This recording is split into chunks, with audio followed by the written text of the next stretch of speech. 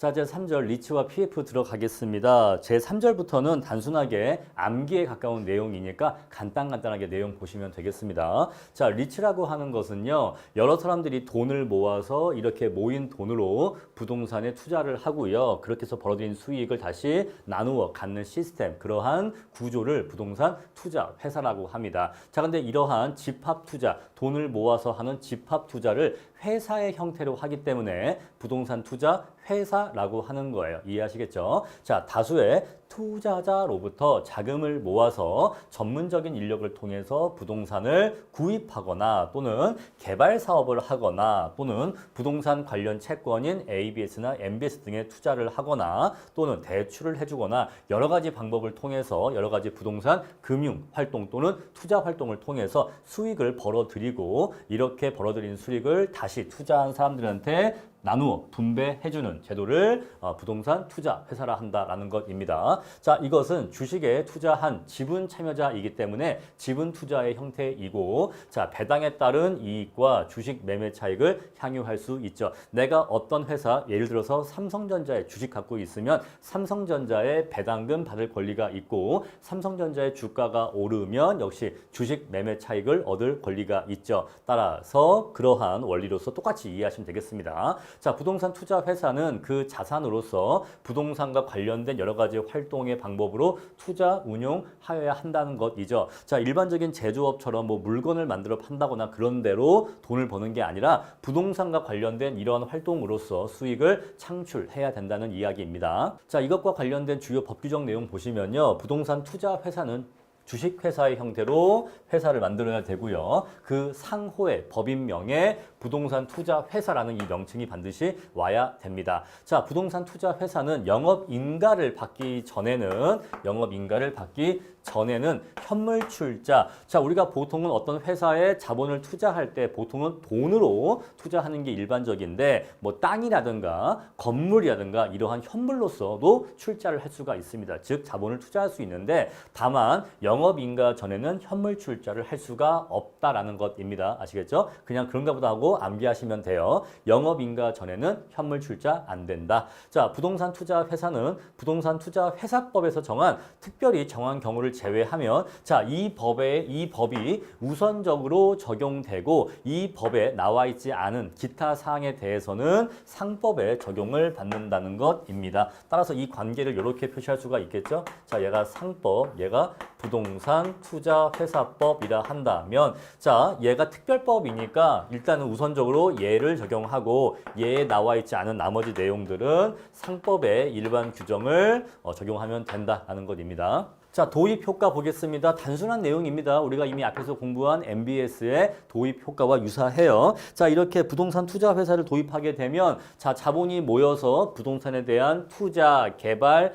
대출 등등에 쓰일 수 있기 때문에 이러한 도입 효과가 기대가 된다는 거죠. 자, 부동산 시장과 자본 시장의 통합. 자, 부동산이라고 하는 것이 마치 하나의 일반 주식 시장에서의 주식처럼 거래가 되기 때문에 그죠? 왜냐하면 리츠 회사의 지분, 증권은 일반 주식 회사의 주식과 동일하게 거래가 되기 때문에 부동산 시장과 주식 시장의 경계가 모호해진다라는 것이고요. 자, 작은 돈으로도 커다란 부동산 개발 사업에 투자할 수 있다. 자, 그리고 내가 직접 부동산을 소유하는 것을 직접 투자라 하는데 이렇게 부동산 투자 회사의 지분을 사서 일부분 간접적으로 참여하는 것을 부동산 간접 투자라고 합니다. 그러한 투자가 활성화된다는 것이고, 자, 아까 얘기했지만, 자, 이렇게 돈을 모아서 어떠한 부동산 개발 사업을 하거나 부동산을 매입을 해서 월세를 받겠죠. 근데 이러한 일들은 아무나 하겠습니까? 부동산 전문가들이 하겠습니까? 당연히 전문가들이 하겠죠. 따라서 부동산 관리가 전문화될 것이고, 자, 우리가 뒤에 가서 CR 리츠라고 해서 기업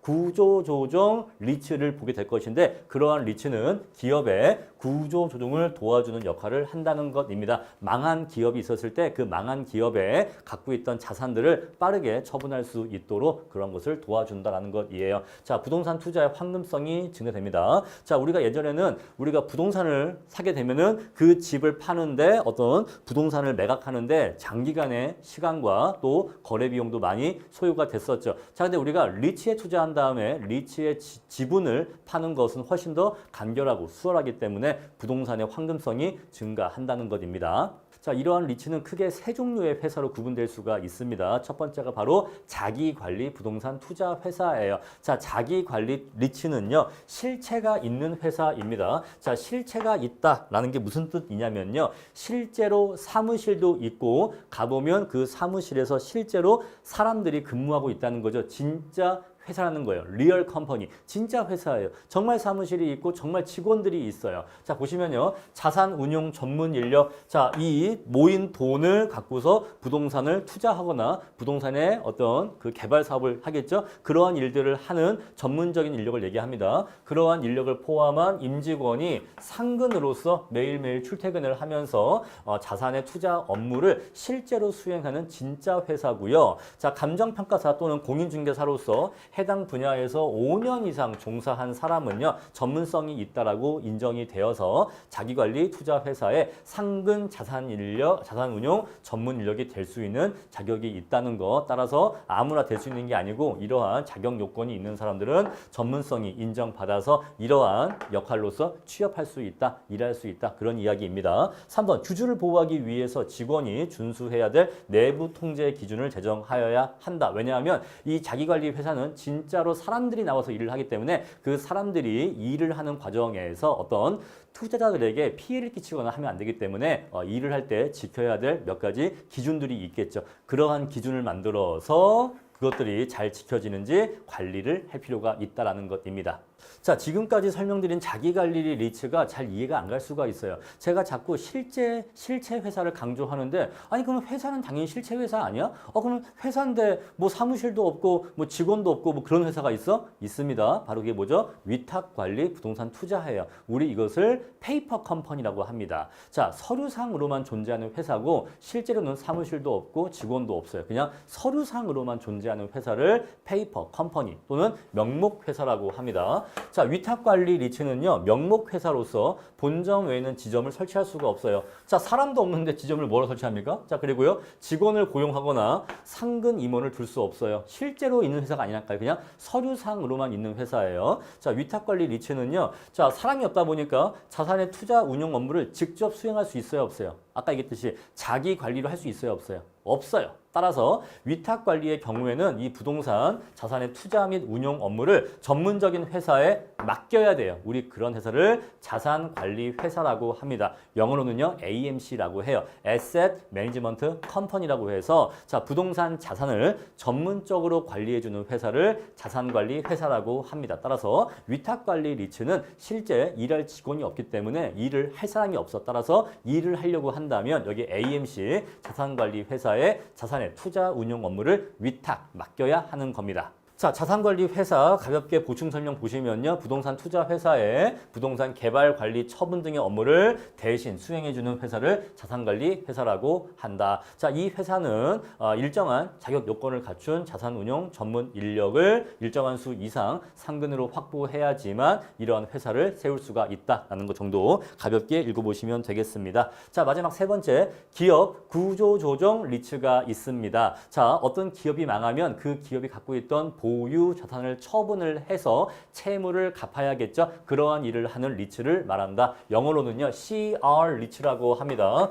Corporate Restructuring이라고 해서 CR 리츠라고 해요. 아시겠죠? 자, 기업 구조 조정용 부동산의 총 자산의 70% 이상을 투자하는 리츠를 CR 리츠라고 합니다. 아시겠죠? 그런데 이 CR 리츠도 페이퍼 컴퍼니이기 때문에 아까 위탁 관리와 마찬가지로 이것도 페이퍼 컴퍼니라서 실제 직원이 있다 없다? 없어요. 실제 직원 없습니다. 따라서 자산의 이 투자 운용 업무를 누구한테 위탁한다? 역시 AMC에 위탁해야 된다. 자, 실체 회사는 AMC에 위탁할 이유가 없지만 위탁관리 회사나 CR 리츠와 같이 명목상 페이퍼 컴퍼니의 경우에는 자산관리 회사에 반드시 위탁을 해야 한다는 거죠. 자, 명목상 회사이고 이 CR 리츠는 기업의 구조 조정을 도와준다라는 특수 목적 때문에 세워지는 리츠이기 때문에 다른 형태의 법인에 비해서 대해서 많은 특례가 인정되고 있다. 뭐 설립 요건도 완화가 되고 또 운용에 있어서도 여러 가지 특례가 인정된다라는 거 가볍게 이해하시면 됩니다. 자, 이렇게 세 가지 형태의 리츠를 알아봤습니다. 교과서에 보시면요, 표가 나와 있죠. 자, 이 표 내용을 암기하셔야 되는데, 자, 일단 세 번째를 넘어서서 네 번째 설립시 자본금이 제일 중요합니다. 자, 자기관리 리츠는 설립시 자본금이 5억 원 이상이에요. 설립할 때는 5억 원 이상 자본금 필요하고요. 나머지 페이퍼 컴퍼니들은 3억 원 이상만 있으면 돼요. 자, 그런데 언제까지나 자본금이 5억, 3억만 있으면 되는 게 아니라 밑에 나와 있죠. 영업 인가를 받은 다음에 인가 후에 6개월 내로 70억을 확충해야 됩니다. 따라서 자기관리 리츠는 설립 시에는 자본금이 5억만 필요한데 영업 인가를 받고 나면 6개월 이내로 70억 원의 자본금을 확충해야 돼요. 자, 나머지 페이퍼 컴퍼니는요. 자, 인가가 아니고 등록의 방법을 취하는데 어쨌거나 등록 6개월 내에 50억의 자본금을 확충해야 됩니다. 따라서 그냥 70억, 50억 숫자만 기억하시면 됩니다. 금액만 물어보기 때문에 금액만 기억하시면 돼요.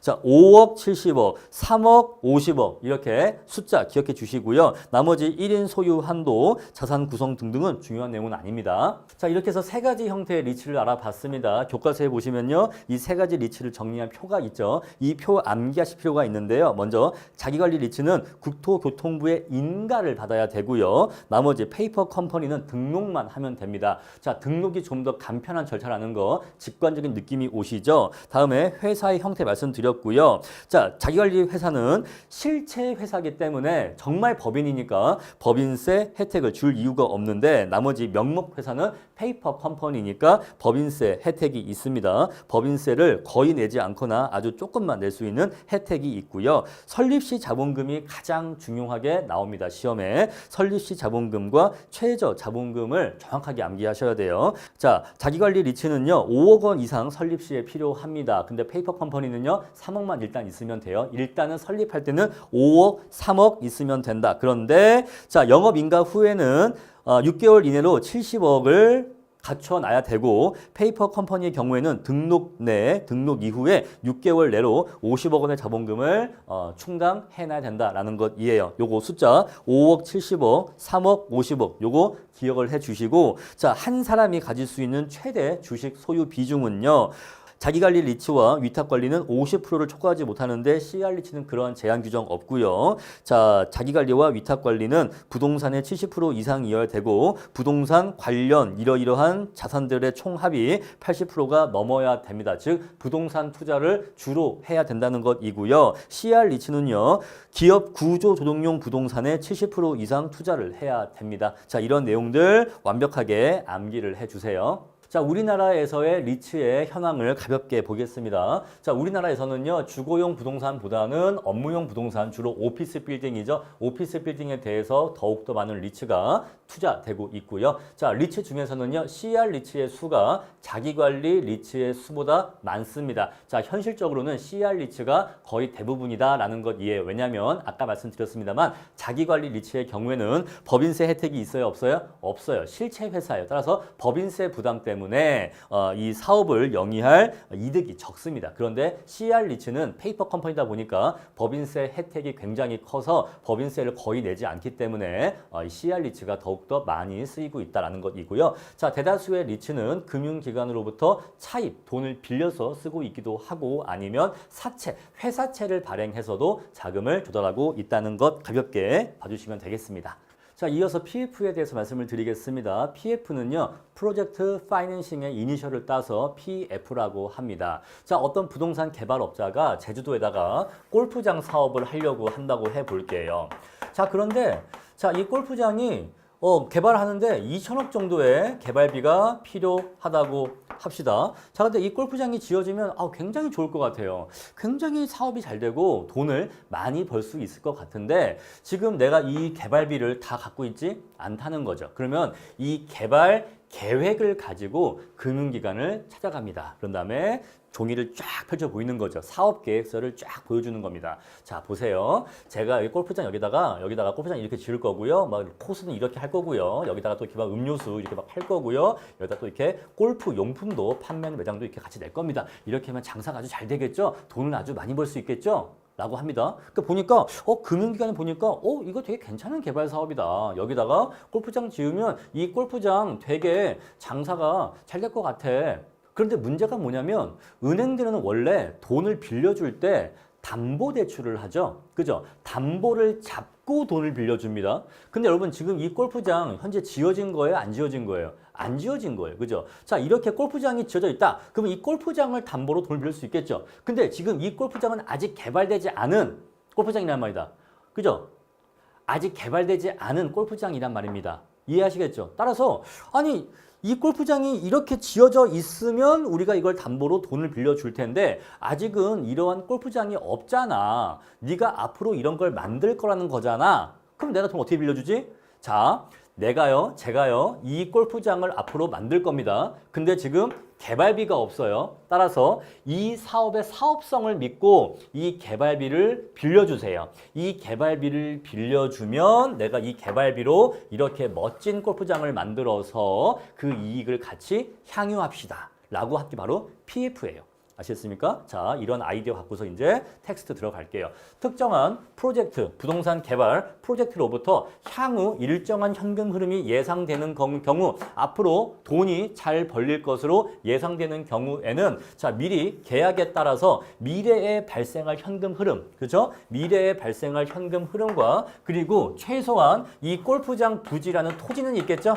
그죠? 이 토지는 이미 갖고 있거나 아니면 은행이 이 PF 대출을 쏴주면 그 돈으로 이 토지를 매입하겠죠. 그럼 그 토지에 담보를 잡으면 되겠죠. 그런 식으로 사업 자체 자산을 잡을 수 있는 건 담보로 잡는데 그렇게 해서 자금을 빌려주는 것을 PF라고 합니다. 그런데 여기에서 포인트가 뭐냐면요. 이게 포인트가 아니에요. 바로 얘가 포인트입니다. 얘가 포인트. 아시겠죠? 여러분 이 PF를 사람한테 비유하면 이런 거예요. 어떤 수험생이 있는데 이 수험생이 굉장히 머리가 좋아요. 그리고 굉장히 열심히 합니다. 네가 지금은 돈이 없지만 넌 앞으로 성공할 것 같아. 내가 앞으로 너의 학비를 대줄게. 너의 학비를 대줄 테니까 네가 나중에 잘 되면 네 연봉의 몇 프로를 나를 줘. 라고 한 게 바로 일종의 PF라고 얘기할 수가 있는 거예요. 자, 지금은 없어. 지금은 완성되지 않았지만 내가 너한테 지금 돈을 대줄 테니까 대출금을 쏴줄 테니까 돈을 후원해 줄 테니까 그걸로 네가 열심히 공부를 해. 네가 그걸로 열심히 개발 사업을 해. 그렇게 해서 그게 잘 되면 나중에 그 수익을 향유하자. 나누어 갖자. 라고 하는 형태가 바로 PF다 이 얘기예요. 아시겠죠? 따라서 이 PF는 금융기관이 이 개발비 사업 자금을 빌려줄 때 뭘 보고 빌려준다? 담보가 좋아서 빌려준다? 아니다 이 얘기예요. 담보를 보고 빌려주는 건 아니에요. 물론 잡을 수 있는 담보는 최대한 잡겠죠. 최대한 리스크를 낮추기 위해서 잡을 수 있는 건 최대한 담보로 잡겠지만 담보가 충분해서 빌려주는 건 아니에요. 하지만 워낙 이 사업 자체의 개발 계획이 좋아 보여. 이 사업에 뭐가 좋다? 사업성이 좋아 보이기 때문에 그 사업성을 믿고 즉 그 사업이 완성됐을 때 미래에 들어올 것으로 예상되는 현금 유입. 와, 얘가 앞으로 이만큼 돈을 벌겠지? 그 미래에 벌 것으로 예상되는 현금 흐름, 그 미래의 현금 흐름을 기대해서 그걸 믿고 돈을 빌려준다는 것이 포인트입니다. 아시겠죠? 뭐가 포인트인지를 아셔야 돼요. 자, 일반적으로 기업 대출보다 금리가 높습니다. 왜냐하면 이러한 형태의 대출은 굉장히 위험하거든요. 이해하시겠죠? 굉장히 위험하기 때문에 금리가 높을 수밖에 없어요. 자, 그런데 대신 사업이 성공할 경우에는 해당 금융기관은 굉장히 높은 수익을 얻을 수도 있습니다. 자, 왜냐하면 자, 담보대출은 안전한 대신에 대출 이자율이 낮죠. 그런데 이러한 PF 대출은 위험한 대신에 이자율도 높고 수익도 높습니다. 따라서 금융기관들은 PF 대출에 유인을 갖게 되겠죠. 자, 하지만 해당 프로젝트가 부실화되면 잘 안 되면 망할 수 있다는 거죠. 그래서 채권을 회수할 수 없게 돼서 옛날에 금융위기 당시에 그 당시에 저축은행들이 고수익을 바라보고서 부동산 PF 대출을 많이 했는데 대부분 회수하지 못해서 많이들 망했다 그 얘기예요. 자, 뭐 저축은행이 왜 위험하냐라고 한다면 저축은행들은요. 그 예금자들한테 높은 예금 금리를 줍니다. 그래야지만 국민은행이나 우리은행 이렇게 우량한 은행이 아니라 작고 위험한 저축은행, 이 조그만 은행에 돈을 맡길 거 아니에요. 그죠? 자, 이 조그만 은행에 돈을 맡기려고 하면 높은 이자로 유혹을 해야 되는데 그러려면 이 높은 이자율을 주려면 대출에서도 높은 이자를 받는 대출을 해줘야 됩니다. 따라서 안전한 대출을 하는 게 아니라 위험한 대출을 해요. 그래서 혹시 부동산 경기가 안 좋아져서 이런 PF 대출이 부실화되면 저축은행이 심지어 망할 수도 있고 망한 사례가 많다. 그 얘기입니다. 자, 이러한 PF 대출의 특징을 하나씩 살펴보겠습니다. 첫 번째, 비소구 금융이라는 특징이 있어요. 자, 기본적인 구조가 그렇습니다. 자, 원래 개발 회사가 있고요. 얘를 모기업이라고 합니다. 엄마 기업이라서 모기업이라고 해요. 다음에 이렇게 금융기관이 있겠죠. 돈을 대주는 금융기관이 있습니다. 자, 이 둘 사이에서 이렇게 프로젝트 법인을 하나 냅니다. 이 프로젝트를 추진하는 별도의 법인을 내요. 아시겠죠? 우리 얘를 프로젝트 회사라고 하죠. 자, 이 회사를 하나 세웁니다. 자, 그래서 금융기관은 얘한테 돈을 쏴줍니다. 개발비를 이렇게 빌려줘요. 이해하시겠죠? 근데 이 개발 사업이 잘 안 됐어요. 망했습니다. 망했어요. 자, 그러면 이 금융기관이 모 기업에게 야, 너 믿고 돈을 빌려줬는데 이 사업이 망했으니까 너 이거 내가 못 받은 거 네가 갚아 라고 청구할 수 있다 없다? 없다 이 얘기예요. 바로 그게 비소구예요. 비소구. 아시겠죠? 자, 대출금을 회수하지 못한다 하더라도 모기업에게 대출의 상환을 요구할 수 있다 없다? 없다. 우리 그것을 비소구라고 한다. 자, 담보대출의 경우에는 빚을 안 갚으면 그 부동산을 처분해서라도 채권을 회수하죠. 근데 이 경우에는 골프장을 지었는데 장사가 안 돼. 골프장은 지었는데 장사가 안 돼. 그러면요? 왜 이러지? 하면서 대출 채권을 다 회수할 수가 없겠죠. 심지어 골프장을 팔아도 빚을 다 갚을 수가 없다라고 한다면 그 못 받은 채권을 야, 네가 남은 거 갚아 라고 할 수 있다 없다? 없다 이 얘기예요. 아시겠죠? 자, 그리고 부외금융이라고 하는데 이게 무슨 소리냐? 이 부는 장부예요. 장부인데 보세요. 모 기업 장부에 이 대출금이 올라온다, 안 올라온다? 안 올라온다. 왜냐하면 별도의 프로젝트 법인을 세워서 이 회사가 빌린 걸로 처리했기 때문에 모 기업의 회계 장부에는 이 대출금이 올라오지 않습니다. 아시겠죠? 우리 이것을 부외금융이라고 해요. 자, 이렇게 해서 2천억을 빌려준다고 해도 모 기업의 부채 2천억으로 장부에 잡히지 않는다 이 얘기예요. 그런 특징이 있고 세 번째, 법인세 감면 혜택. 자, 지금 이 회사는 실체가 있는 회사예요? 아니면 사실상 요 두 주체가 돈을 버는데 그냥 이용되는 형식상의 법인이에요. 형식상의 법인이죠. 따라서 여기에다가 법인세를 때리고 여기에서 얻은 이익이 일로 갈 때 여기에 또 법인세를 때리면 법인세가 이중과세가 됩니다. 아시겠죠? 따라서 여기 프로젝트 법인에다가는 법인세를 거의 때리지 않는다. 법인세 감면 혜택을 받는다라는 것이에요. 원리 이해하시겠죠? 자, 얘가 돈을 예를 들어서 100억을 벌었어요. 100억을 번 다음에 이 100억이 얘한테 60억 가고 얘한테 40억 가면은 최종적으로 여기에 대해서 법인세 때리면 되지. 여기에다가 법인세 때린 다음에 100억에 대해서 법인세를 때린 다음에 이미 법인세를 받은 100억을 이렇게 분배했을 때 거기에 또 법인세를 때리면 동일한 소득에 대해서 법인세를 2번 때린 거니까 이중과세가 될 수 있다 이 얘기예요. 개념 이해하시겠죠? 자, 네 번째 에스크로우 계정. 여러분 에스크로우 계정은 제3의 계정을 얘기합니다. 제3이란 뜻으로 이해하시면 돼요.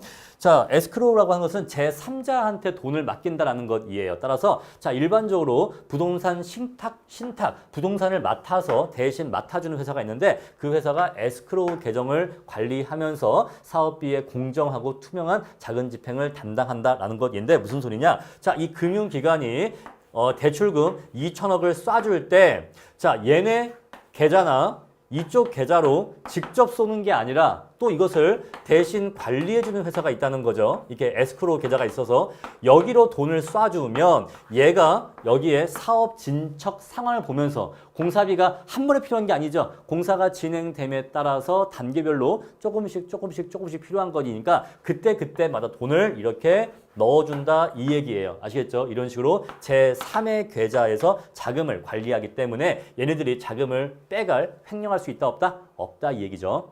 자, 다음에 다수의 이해관계인이 얽혀 있다. 자, PF라고 하는 것은 제가 지금 굉장히 단순하게 얘기는 했지만 사실은 굉장히 복잡한 구조로 이루어지기 때문에 매우 많은 이해관계인이 이 사업에 참여하고 있고 그러다 보니까 그 많은 이해관계인들이 서로 조율을 하면서 합의를 하면서 일을 진행하다 보니까 사업 진행이 조금 느리다라는 단점이 있고요. 자, 사업주와의 단절. 자, 지금 이 금융회사는 이 모기업 사업주 자, 이 모기업의 신용이나 이 모기업의 대출 한도 이런 것들을 고려해서 얘한테 돈 쏴준 거예요? 아니죠. 기본적으로 이 사업 자체의 사업성을 보고서 돈을 빌려준 것이다 보니까 자, 이 대출은 모기업과는 관계가 없습니다. 따라서 이 대출의 금리라든가 대출 조건 등이 있겠죠. 그것들은 모기업을 전제로 해서 대출 조건이 결정되는 게 아니라 그 사업 프로젝트, 그 프로젝트 자체의 사업성을 전제로 해서 대출 조건이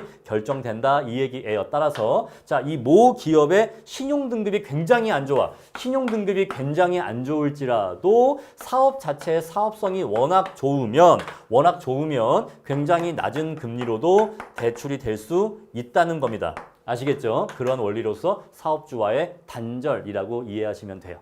자, 다음으로 이제 기타 형태를 보겠습니다. 조인트 벤처가 있고 신디케이트가 있는데 기본적으로 유사성이 있어요. 둘 다 모두 지분 투자의 형태로 부동산 투자에 참여합니다. 자, 근데 조인트 벤처는요, 소수의 멤버들이 뭉치는 형태이고 신디케이트는 다수의 투자자들이 모이는 형태일 뿐이라서 기본적으로 큰 차이점은 없어요. 자, 조인트 벤처라고 하는 것은요, 부동산 개발 사과 같은 특정 목적의 벤처 사업을 공동으로 영위하기 위해서 둘 이상의 자연인이나 법인이 결합해서 소수의 개인이나 소수의 법인이 결합해서 만들어진 공동 회사, 공동 벤처 기업을 조인트 벤처라고 합니다. 신디케이션이 많은 소액 투자자로 이루어지는 반면에 조인트 벤처는 소수의 개인이나 기관들로 구성된다라는 차이점밖에 없습니다. 자, 신디케이트 또는 신디케이션이라고 하는데요. 자, 부동산 개발 사업을 공동으로 수행하기 위해서 일반 투자자들이 다수의 이러한 사람들이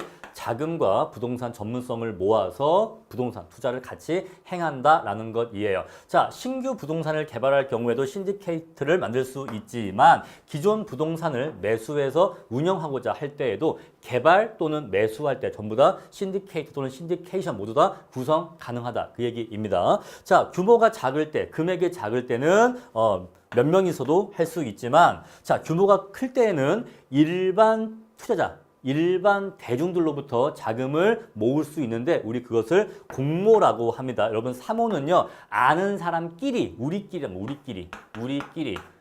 자, 아는 사람들끼리 돈을 모아서 하는 것을 사모라고 해요. 근데 일반 대중들로부터 자금을 공개 모집하는 것을 공모라고 합니다. 따라서 자, 소규모 자금을 모을 때는 우리끼리도 할 수 있지만 대규모 자금을 모을 때는 일반 대중들로부터 자금을 모아서도 할 수가 있겠죠. 우리 그런 방식을 공모라고 한다라는 거 가볍게 보시면 되겠습니다. 자, 워크북 풀이 합니다. 1번 부동산 투자 회사는 뮤추얼 펀드의 일종이다. 자, 교재에 오타가 있죠. 무추얼이라고 나와 있는데 뮤추얼이라고 바꿔주세요. 여러분, 뮤추얼이라고 하는 것은요, 상호의 라는 뜻이에요. 즉 여러 사람이 다 같이 돈을 모아서 투자하는 뮤추얼 펀드의 일종이다. 맞는 표현입니다. 부동산 투자 회사도 여러 사람이 돈을 모아서 투자하는 형태이기 때문에 뮤추얼 펀드의 일종이라고 할 수가 있어요. 자, 부동산 투자 회사를 통해서 주택 저당 채권의 유동화 업무를 수행할 수 있다. 자, 이것의 유동화 업무는 한국주택금융공사 HF의 독점적인 업무라고 했죠. 틀린 표현입니다.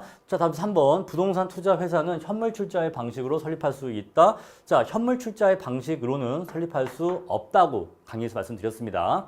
자, 4번 부동산 투자 회사는 부동산 투자 회사의 부동산을 개발, 관리, 처분하는 업무를 담당한다. 자, 이러한 업무를 수행하는 회사를 자산관리회사 AMC라고 했죠. 따라서 부동산 투자 자문회사가 아니라 자산관리회사인 AMC가 이러한 역할을 수행하게 됩니다. 자, 5번 부동산 투자 회사는 금융기관으로부터 차입할 수 있고요. 사채도 발행할 수 있습니다. 회사채 발행할 수 있다 이 얘기예요. 6번 위탁관리 주택관리회사는 기업 구조조정 부동산 투자 회사와는 달리 본점 외에 지점을 설치할 수 있다. 둘 다 할 수 없다. 이 얘기. 둘 다 페이퍼 컴퍼니이기 때문에 둘 다 할 수 없습니다. 자, 다음 7번 문제인데요. 7번의 빈칸 채우기는 여러분들이 꼭 암기를 하신 다음에 본인 힘으로 한번 채워 보십시오. 그러면 암기가 훨씬 더 강해질 것입니다. 자, 다음 8번입니다. 분양형 개발 사업의 핵심 상환 재원은 자, 분양을 한대요. 이거 무슨 얘기죠? 여러분, 분양형이 있고 임대형이 있는데 자, 부동산을 개발을 합니다. 그런 다음에 분양을 해요. 판단 얘기죠? 그러면 뭐가 들어올까요? 분양대금 들어오겠죠? 분양대금. 그러면 분양대금이 들어올 것입니다. 자, 이 분양대금으로 빌렸던 돈을 갚는다라고 한다면 분양형 개발 사업의 핵심 상환 재원은 분양대금이에요. 분양 수입입니다. 아시겠죠? 그러니까 이거 틀렸죠? 자, 그리고 임대를 한대요. 그럼 뭐가 들어올까요? 자, 팔지 않고 소유권 유지하면서 세를 놓는데요.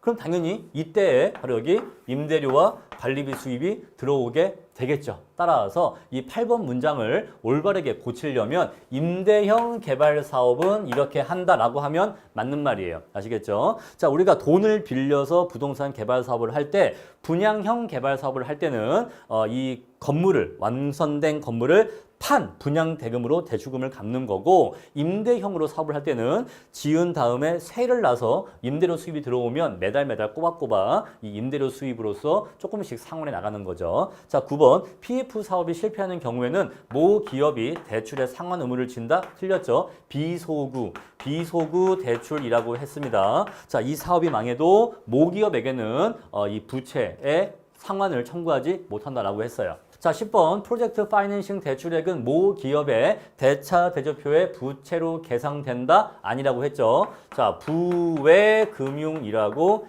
했습니다. 모 기업 장부에 올라가지 않아요. 11번 조인트 벤처는 지분 금융 방식이나 신디케이트는 부채 금융 방식이다. 둘 다 모두 지분 금융 방식이기 때문에 틀린 표현이죠.